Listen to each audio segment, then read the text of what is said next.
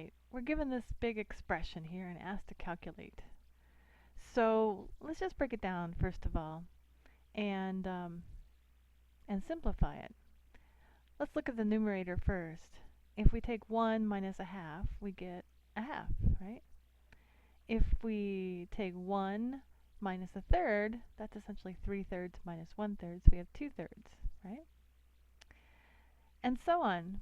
1 minus a fourth is 4/4 minus 1/4, so we get 3/4. 1 minus a fifth is 4/5. 1 minus a sixth is 5/6. And so on. I can skip a couple here because we kind of get the general idea. The last one, 1 minus 1/9 is 8/9. And if you take a look at this in this form, you can see we have a 2 in the numerator and a 2 in the denominator. Okay? And when we multiply fractions, we just multiply the numerators and multiply the denominators to get the answer. But when we have common factors in the numerator and denominator, they just make 1, and so we can simplify by canceling them out. All right? Because 2 over 2 is 1, 3 over 3 is 1, 4 over 4 is 1, 5 over 5 is 1. I didn't write everything out, but the 6 would cancel with the 6 here that's not shown. And then so on, there would be an 8 here because 1 minus 1/8 is going to be 7/8, so we can cancel an 8 too. And all we're left with is the first numerator and the last denominator. So the whole thing boils down to 1/9. Alright, so that's the numerator. Now, let's look at the denominator. We've got 1/10, 2/10, 3/10, 4/10, 5/10, all the way up to 9/10. And we're asked to add them all up. And that is our denominator.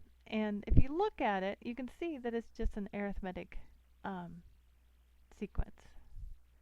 So the common difference between the consecutive terms is just 1/10. We're just adding 1/10 to the first term, to the previous term, to get the next term. Okay, so now you could just add these up, and you could say, okay, here we have 1/10 and 2/10, that's 3/10, and 6/10 and 10/10. Okay, now we got 1.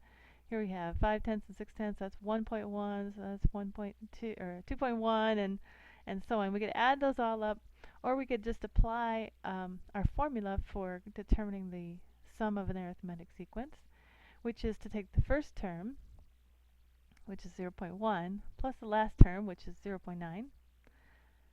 That's just 1, times the number of numbers, and we have 9 of them because we go from 0.1 to 0.9, so we have 9 terms in the sequence, and then we divide by 2. And this is just 1, so we end up with 9 halves for the denominator. So what we have is 1/9 over 9 halves. Now when we divide by a fraction, we can just multiply by the reciprocal, right? So this is the same as 1/9 times 2/9. And when we multiply the numerators and multiply the denominators, we get 2 over 81. So that is the answer.